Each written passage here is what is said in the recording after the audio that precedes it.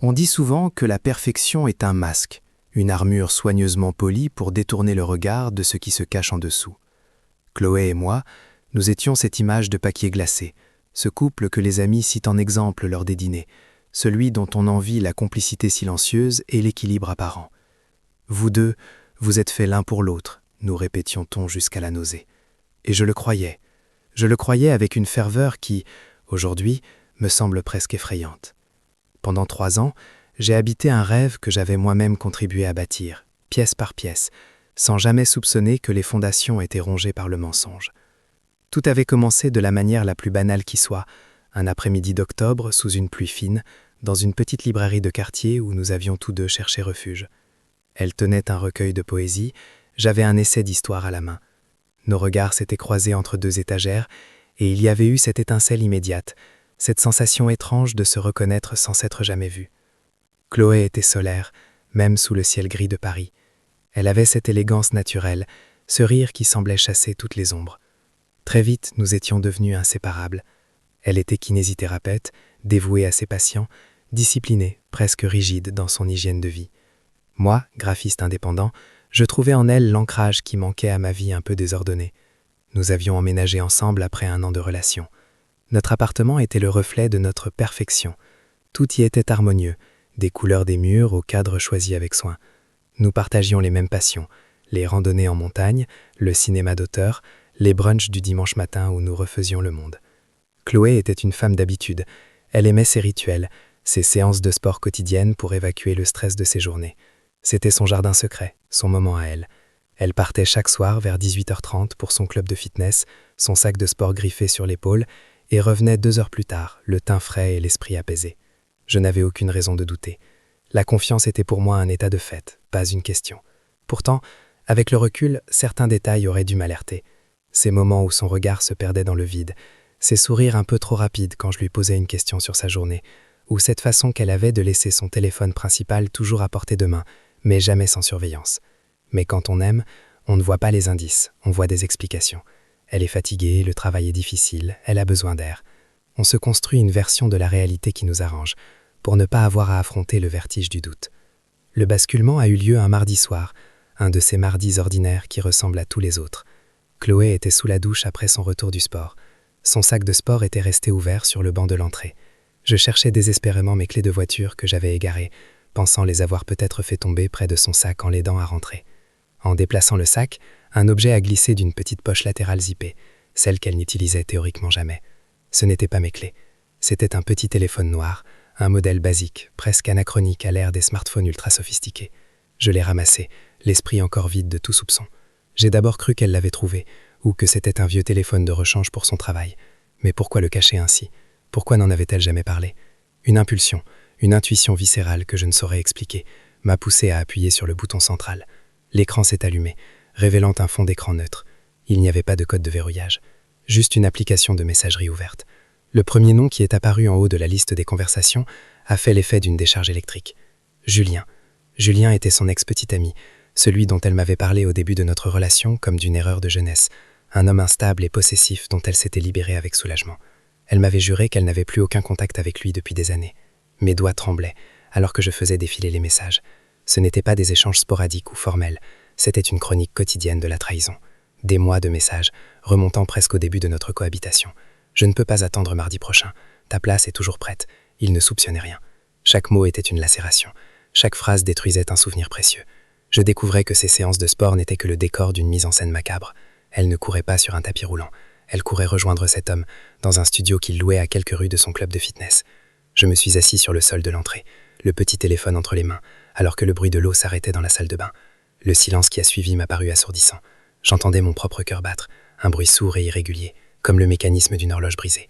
Toute ma vie avec elle défilait devant mes yeux, mais cette fois-ci les images étaient déformées. Nos vacances, nos projets d'avenir, nos déclarations d'amour, tout n'était que simulacre. Elle avait réussi cet exploit terrifiant de mener 2 vies parallèles sans que l'une ne déborde jamais sur l'autre. Elle était la petite amie parfaite avec moi, attentionnée, présente, aimante, et elle était autre chose avec lui. Quand elle est sortie de la salle de bain, enveloppée dans son peignoir blanc, elle m'a trouvé là, sur le sol. Son regard est passé de mon visage à l'objet que je tenais. J'ai vu le masque se fissurer en temps réel. Ce ne fut pas un cri, ni une explosion de colère. Ce fut un effondrement silencieux. Ses épaules se sont affaissées, et cette assurance qui faisait sa force a disparu instantanément. « Thomas » a-t-elle commencé, sa voix n'étant plus qu'un murmure instable. « Depuis quand » ai-je demandé. Ma voix était calme, d'un calme qui m'effrayait moi-même. C'était le calme de celui qui a déjà tout perdu. Elle n'a pas cherché à nier. À quoi bon? L'épreuve était là, entre mes mains. Elle s'est assise sur la marche de l'escalier, loin de moi, comme si un gouffre infranchissable venait de s'ouvrir entre nous. Ça a commencé par hasard, a-t-elle dit, les yeux fixés sur ses mains. Je l'ai croisée un jour en sortant du travail. On a parlé. On a voulu voir si c'était vraiment fini. Ça fait des mois, Chloé. Des mois que tu me regardes dans les yeux, que tu manges à ma table, que tu dors dans mon lit, après avoir été avec lui. Comment as-tu pu? Elle n'avait pas de réponse. Il n'y a jamais de réponse satisfaisante à la trahison. Elle a essayé d'expliquer l'inexplicable, le besoin de ressentir une excitation qu'elle ne trouvait plus dans notre quotidien trop rangé, la nostalgie d'un passé qu'elle savait pourtant toxique, l'incapacité de choisir entre la sécurité que je lui offrais et le chaos qu'il représentait. Pour elle, c'était comme si elle avait divisé son cœur en 2 compartiments étanches. Mais la réalité ne fonctionne pas ainsi. Le poison finit toujours par s'infiltrer partout. Je l'écoutais parler, et je ne voyais plus la femme que j'aimais. Je voyais une étrangère, une actrice incroyablement douée qui avait joué son rôle à la perfection. Je repensais à tous ces moments où j'avais été fier d'elle, fier de nous. J'avais été le complice involontaire de ma propre humiliation. En voulant croire à la perfection, j'avais occulté l'humanité, avec ses failles et ses laideurs. La confrontation a duré une partie de la nuit. Ce fut une autopsie lente et douloureuse de notre relation. J'ai appris qu'elle lui envoyait des messages alors que nous étions au cinéma, qu'elle l'appelait depuis sa voiture avant de rentrer à la maison, qu'elle utilisait cet argent que nous mettions de côté pour nos projets communs pour s'offrir des moments avec lui. Chaque détail était une nouvelle épreuve. La trahison n'est pas un acte unique, c'est une multitude de petits choix, de renoncements à l'intégrité, de mensonges quotidiens qui finissent par former une montagne. « Tu l'aimes » lui ai-je demandé finalement. Elle a hésité. Cette hésitation a été ma réponse. « Je ne sais pas » a-t-elle répondu. « Avec lui, c'est différent. C'est intense. Mais c'est avec toi que je voulais ma vie.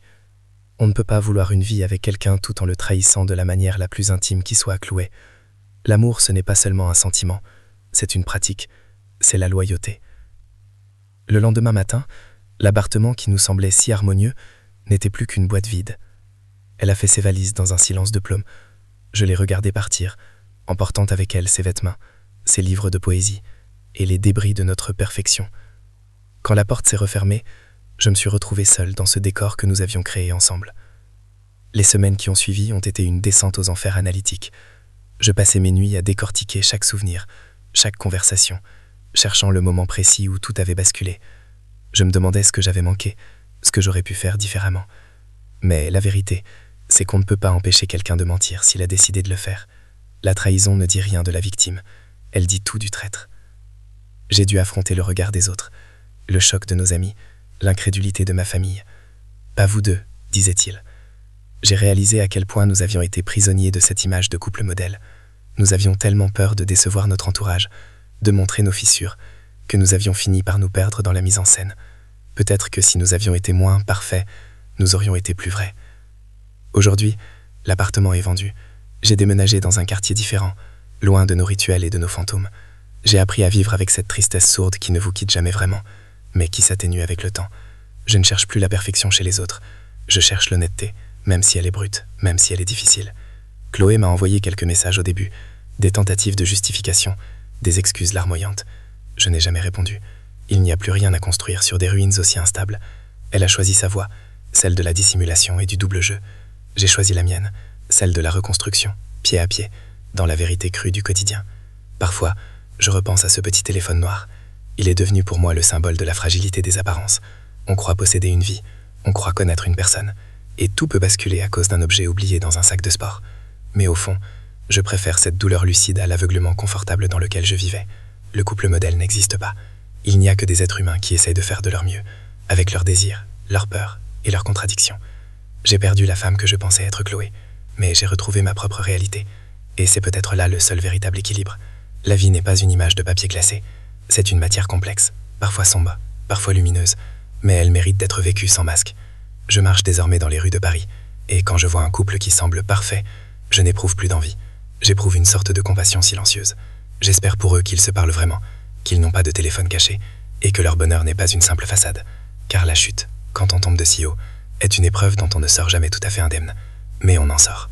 on finit toujours par se relever, à apprendre à marcher à nouveau, avec une cicatrice au cœur qui nous rappelle simplement que nous sommes vivants. Le temps a passé. La colère a cessé place à une sorte de mélancolie tranquille. J'ai recommencé à dessiner, à sortir, à rencontrer de nouvelles personnes.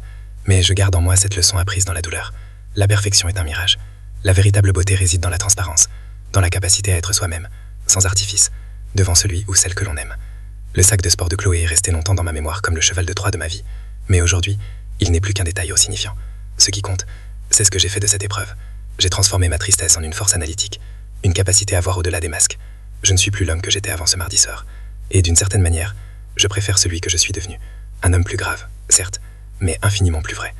La vie continue, avec ses nouveaux visages et ses nouveaux défis. Et si un jour je croise à nouveau le regard d'une femme dans une librairie, je ne chercherai pas à savoir si elle est parfaite.